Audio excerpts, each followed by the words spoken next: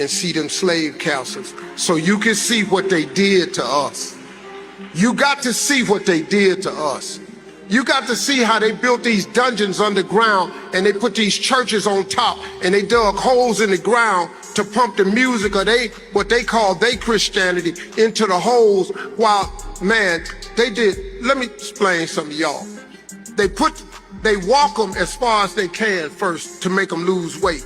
They put them in a room, then they cut a door, and after you've been in this room in 2 weeks, they walk you through this door. If you lose the right amount of weight, you fit through the door. If you don't fit through the door, you got to stay in this room right here. Then you in this room for another week, they make you lose some more weight.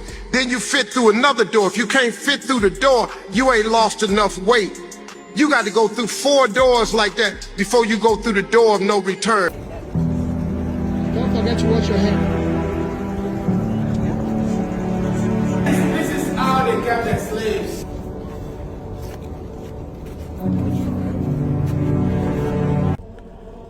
One door that changed their lives that they could never That's how come we are saying turn that around. when you go through this door.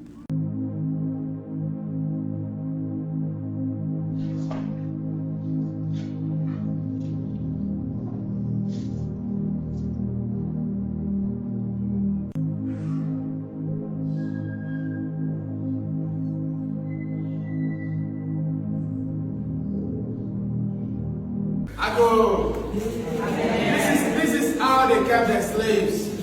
200, 300, 400 at the same time.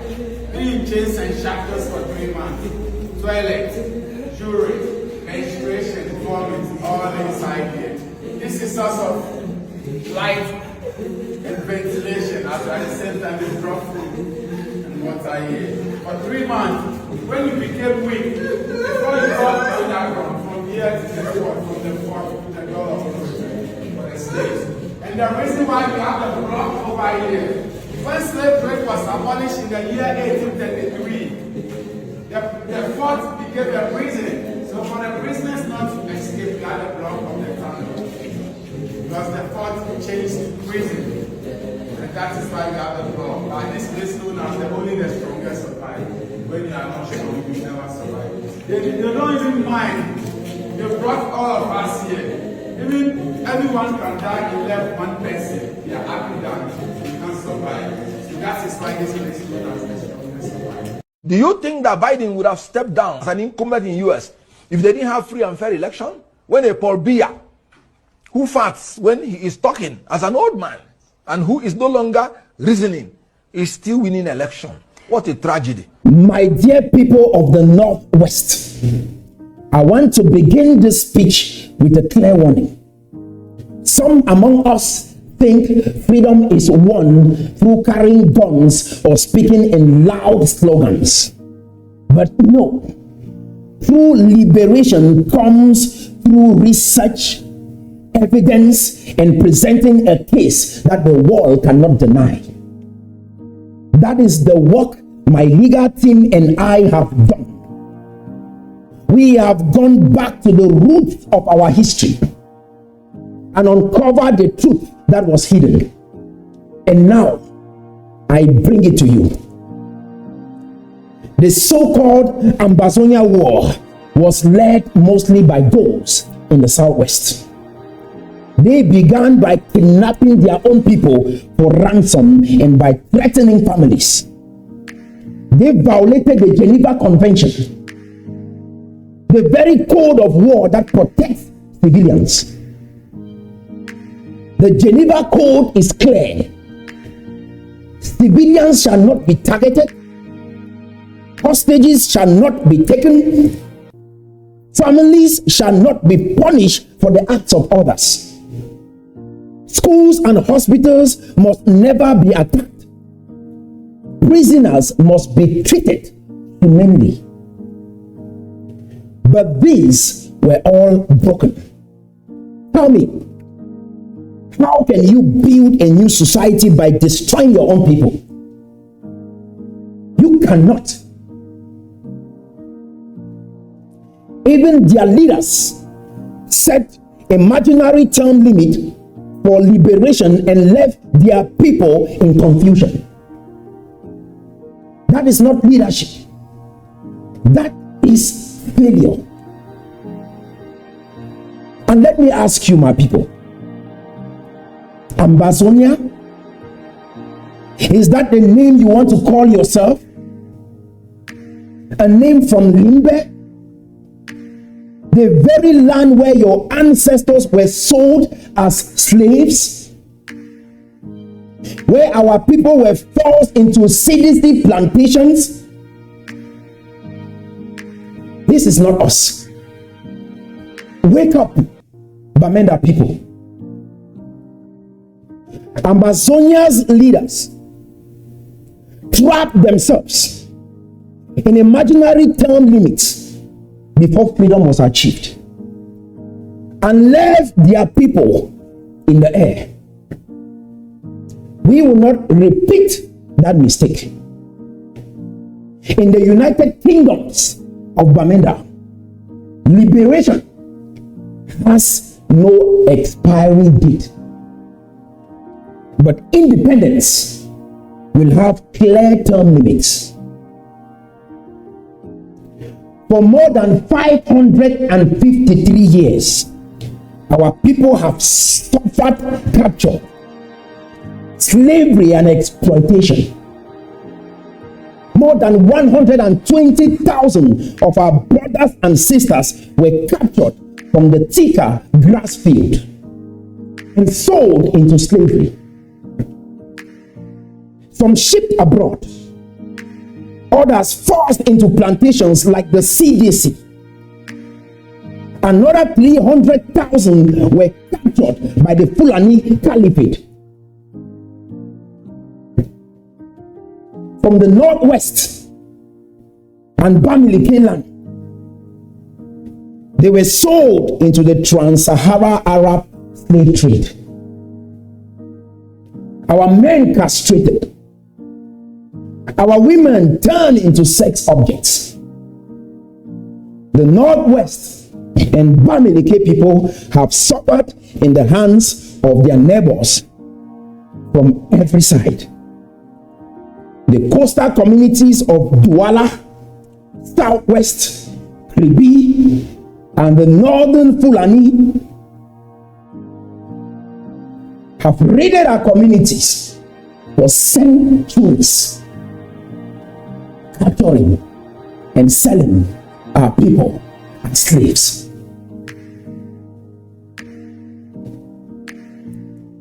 And as if that was not enough, Germany boxed us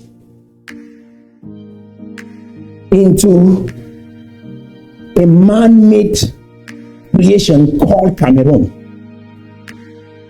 to be ruled again by the very people who had destroyed our civilization, looted our land, and sold our people as slaves. Now, for more than 60 years, we have been ruled under the weight of the North, and within that span, 42 years under Pobia, a man of the forest people who joined them in our oppression. People of the Northwest, hear me clearly.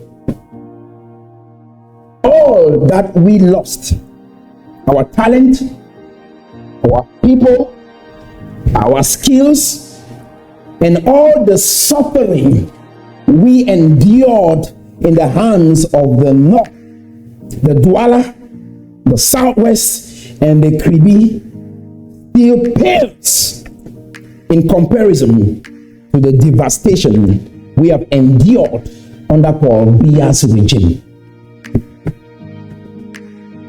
The wound runs deepest of all.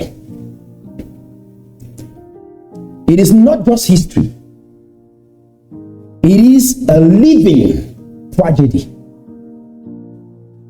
And let me warn you, do not let the English and French language spoken in this country deceive you. Colonial languages do not make a nation. They are chains that binds us to who we truly are. Our identity is not French, it is not English, it is Tika, it is Bamenda, grass field. It is, as we call it now, the United Kingdoms of Bamenda. We are the Tika people. Others before us, Gojin Dinka, Carson Anyangwe, Ayim, and more, spoke of illegalities. They spoke of betrayal. They spoke of withdrawal from the so-called union. They were partly right. But here is the full truth. We never participated in forming any constitution. The Fumban Conference was just a party, not a constitutional convention. There was no Federal Union Treaty to dissolve in 1972. The plebiscite was only a choice of joining, not a treaty of union. A trustee does not have the legal power to transfer sovereignty. So Britain did not transfer our sovereignty. The so-called exchange of notes was only a handover of administrative authority, not sovereignty. All these discoveries are intellectual property. They belong to us. Others spoke of betrayal, illegality, but we, the people of Bamenda, have now grown. We are not merely victims. We are administrators who can claim our rightful authority. Think of a child whose father dies and an uncle is appointed to manage his inheritance until he comes of age. But when that child grows and asks of his property, the uncle refuses to hand it over. What must the child do? He must assume his rightful ownership, for the administrator was never the owner. That is our true story. We were never children of another sovereignty. We were trusteeship people. And now we are of age. Britain could not give away our sovereignty. France could not. The UN could not. And La République du Cameroon can never inherit it. Sovereignty belongs and always belonged to us, the people of the Northwest.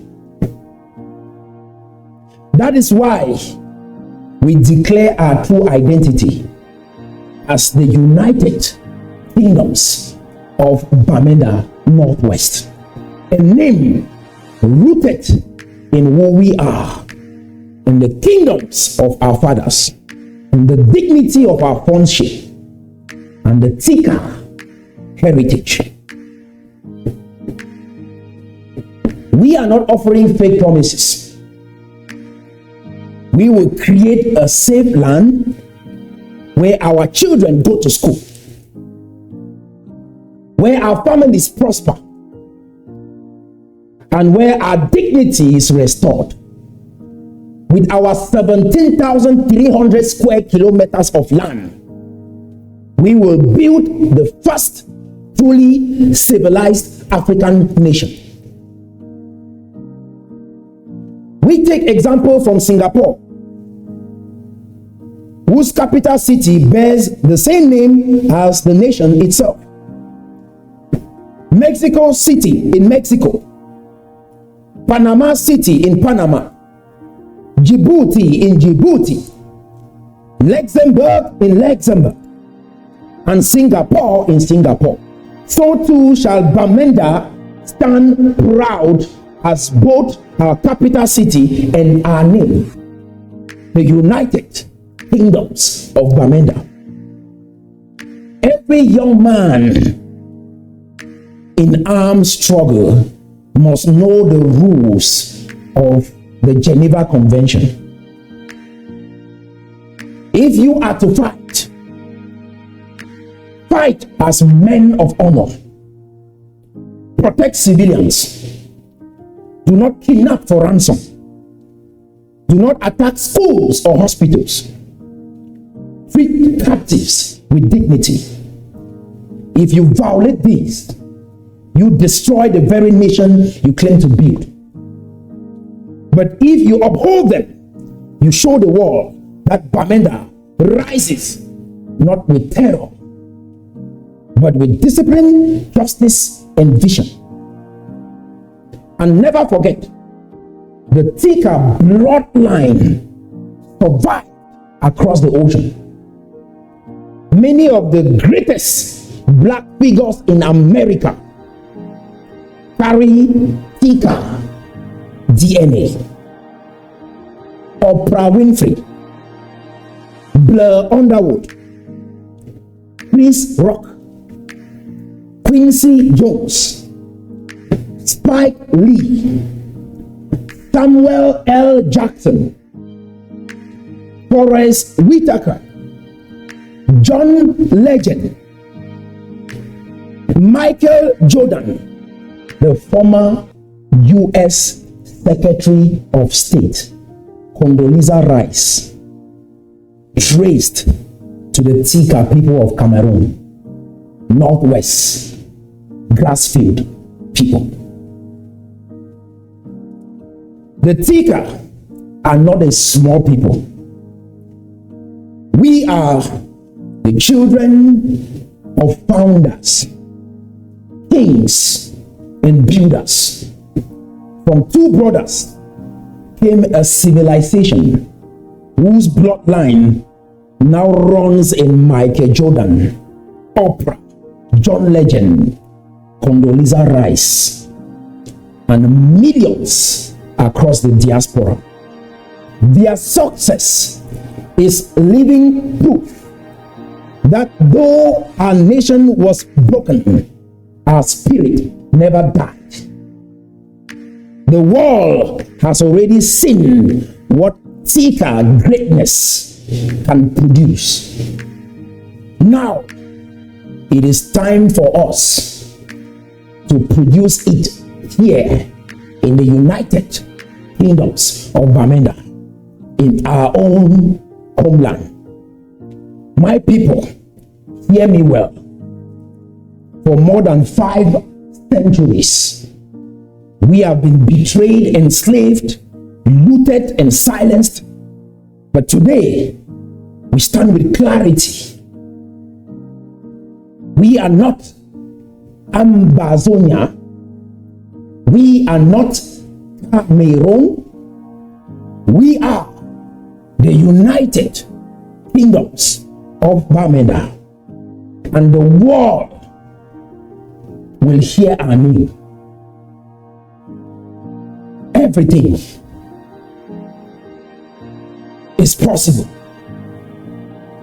to those who believe. Long live the people of the Northwest, and long live the United Kingdoms of Bamenda.